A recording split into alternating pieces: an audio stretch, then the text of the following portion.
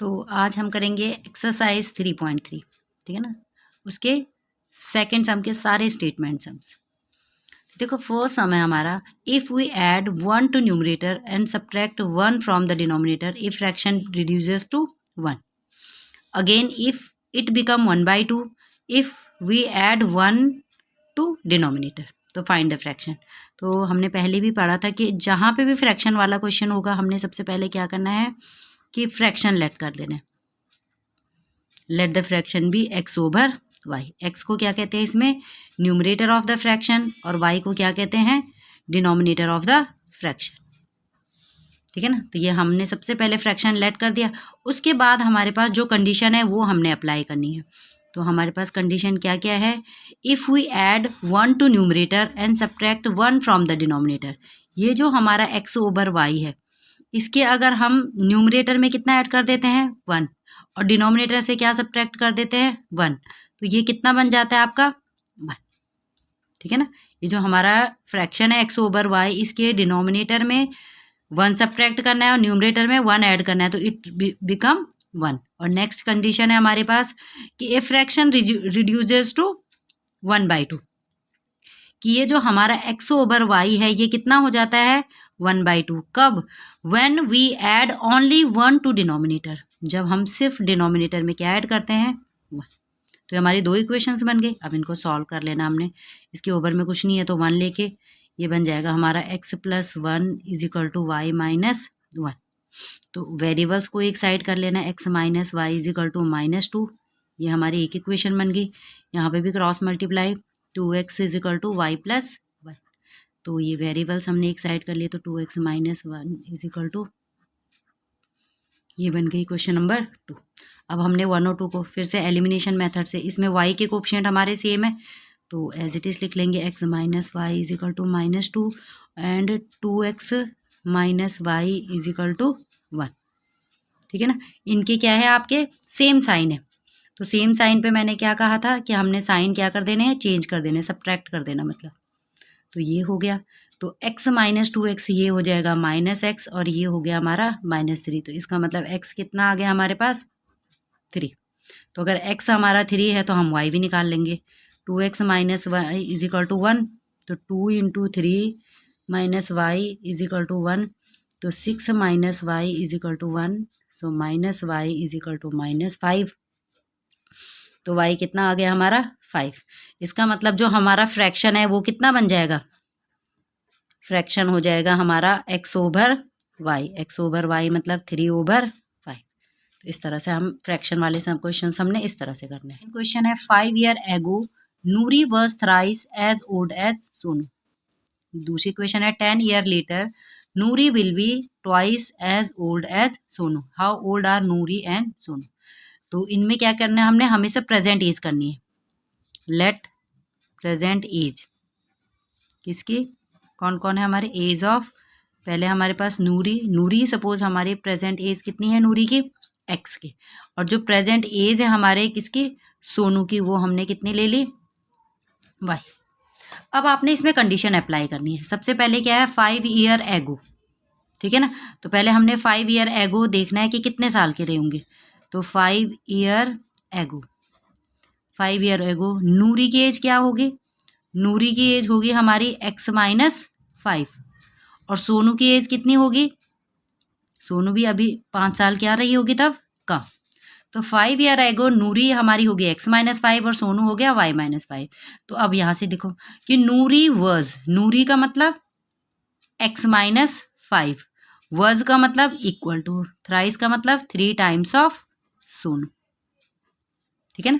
Noori verge 3 times of Sonu. अब इसको solve करके इक्वेशन बना लो, x - 5 = 3y - 15। तो फिर हमने क्या करना है, जो वेरिएबल्स हैं उनको एक साइड कर लेना है और जो कांस्टेंट है उनको दूसरी साइड। तो एक इक्वेशन ये हमें मिल गई। कंडीशन क्या है फिर हमारा, 10 ईयर लेटर, 10 साल बाद। तो फिर हम ये भी वाली कंडीशन भी लगाएंगे, 10 ईयर लेटर। तो 10 साल के बाद नूरी की एज क्या हो जाएगी, नूरी हो जाएगी हमारी x + 10, और सोनू कितने का हो जाएगा, सोनू हो जाएगा हमारा y + 10, ठीक है ना। फिर हमने कंडीशन लगानी है, क्या है 10 year later Noori will B, फिर नूरी हमारे कितनी है x प्लस 10, विल बी का मतलब equal to twice of Sonu. ठीक है ना, जैसे जैसे इक्वेशन है उसी तरह से हमने क्या करना है, जो स्टेटमेंट में लिखा है उसी को हमने इक्वेशन बना देने। तो ये हो जाएगा x plus 10 equals to 2y plus 20। फिर वही वेरिएबल्स हम एक साइड कर लेंगे, तो x minus 2y is equal to ये कितना बन गया हमारा 10। तो ये हो गया हमारी इक्वेशन नंबर 2। अब हमने 1 और 2 को फिर सॉल्व कर लेना है।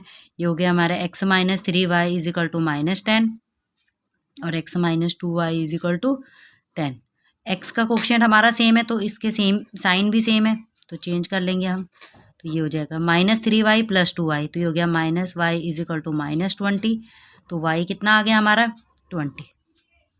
ठीक है ना, अब y की वैल्यू किसी भी इक्वेशन में पुट कर दो, इसी में पुट कर रहे हैं हम x minus 2y is equal to 10। तो x minus 40 is equal to 10। So x कितना आ गया हमारा 50। तो इसका मतलब दोनों की एजेस हमारी, नूरी कितने की है, हमारी नूरी की एज कितने आ गई, नूरी हो गई 50 और सोनू कितने का हो गया 20 का।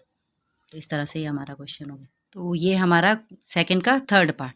The sum of the digit of a 2 digit number is 9। Also 9 times this number is twice the number obtained reversing order of the digit, find the number.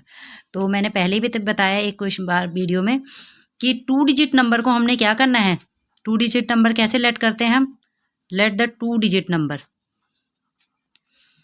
2 digit number हमेशा हम कैसे लेते हैं 10x प्लस y। ठीक है ना, इसके लिए मैंने अलग से भी वीडियो बनाई है, उसमें भी देख सकते हो आपके 2 डिजिट नंबर वाले क्वेश्चन कैसे करते हैं। तो 2 डिजिट नंबर हमने हमेशा ही यही लेना है 10x प्लस y। इसमें जो हमारे x एंड y हैं इनको कहते हैं हम डिजिट ऑफ नंबर। ठीक है ना, किसको x एंड y को क्या कहा जाता है, digits of the 2 digit number. और दूसरा होता है रिवर्सिंग। ठीक है ना, मतलब अगर हम इसी नंबर को उल्टा कर दें या फिर इंटरचेंजिंग, मतलब यूनिट को टेंस बना दे और टेंस को बना दे, तो तब ये बन जाता है 10y प्लस x। तो जहाँ पे नंबर कहेंगे तो हमने ये यूज़ करना है, डिजिट्स की बात होगी तो ये करना है, और रिवर्सिंग या इंटरचेंजिंग तो ये वाला। अब चलें क्वेश्चन पे। फर्स्ट क्या है हमारे पास कंडीशन कि the sum of digits of a 2 digit number, जो 2 डिजिट नंबर के जो 2 डिजिट्स हैं कौन है x एंड y, इनका सम कितना है 9।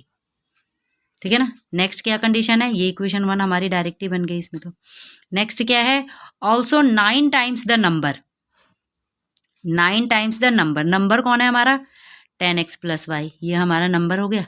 9 times the number is twice the reversing number, तो रिवर्सिंग नंबर कितना है 10y प्लस x। तो अब इससे भी हम एक इक्वेशन बना लेंगे, 90x plus 9y is equal to 20y plus 2x। अब इसमें तो सिर्फ वेरिएबल ही वेरिएबल हैं, तो x वाले एक साइड कर लेंगे हम और y वाले एक साइड कर लेंगे। तो 90x minus 2x is equal to 20y minus 9y। तो ये हो जाएगा हमारा 88x is equal to 11y। इसका मतलब y हमारा कितना आ गया, y is equal to 8x। तो ये हमारी सेकेंड इक्वेशन। तो इसमें हमारी सीधे y की वैल्यू आ गई, तो इसलिए हम एलिमिनेशन नहीं बल्कि सीधे ही क्या अप्लाई कर लेंगे, सब्स्टिट्यूशन मेथड। तो y कितना हमारा 8x, तो यहाँ पे y की वैल्यू आपने 8x पुट कर लेनी है। 8x इज इक्वल टू 9, तो ये हो जाएगा हमारा 9x इज इक्वल टू 9। तो x कितना आ गया हमारा 1।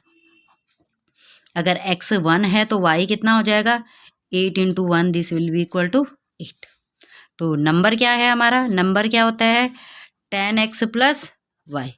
तो ये हो जाएगा हमारा 10 इंटू 1 प्लस 8। तो this is equal to 10 plus 8, this will be equal to 80। तो ये हो गया हमारा।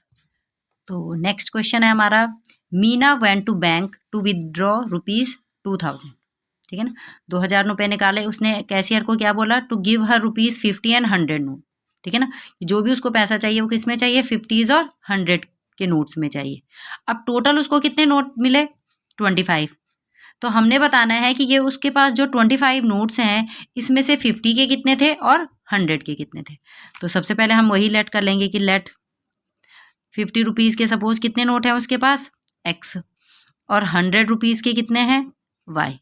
तो पहली कंडीशन तो देखो, पहला क्या दिया हुआ है हमें कि उसको कितने नोट मिले उसको 25, मतलब ये जो x और y का टोटल है वो कितना है 25। तो एक तो हमें सीधे सीधे मिल गई कि टोटल कितने नोट मिले उसको 25, दिस, इसका मतलब this plus this is equal to 25। अब सेकंड इक्वेशन कैसे बनेगी हमारी कि टोटल उसने कितने रुपए निकाले थे 2000, तो 2000 रुपये कैसे मिलेंगे उसको 50 रुपीज़। सपोज 50 का एक नोट निकाला तो 50 रुपीज़ हो गया, 50 के 2 निकाले तो 50 इंटू 2 100। तो अगर 50 के x नोट निकाले हैं तो कितना हो गया 50 इंटू एक्स। वही चीज़ 100 पे भी अप्लाई होगी, 100y इज इक्वल टू 2000। तो ये हमारी दो इक्वेशन बन गई, ठीक है ना। इसको थोड़ा सिंप्लीफाई कर लो, अगर सब में कोई चीज़ कॉमन होती है तो उसको हम कैंसिल आउट कर लेते हैं। देखो जैसे ये 0 से ये 0, ये 0 कट गया। ऐसे 5 की टेबल में सारे नंबर आते हैं तो 5 1 जा 5, 5 2 जा और 5 4 जा। तो ये इक्वेशन हमारी क्या बन गई, सिंप्लीफाई हो गई ये। तो सेकंड इक्वेशन।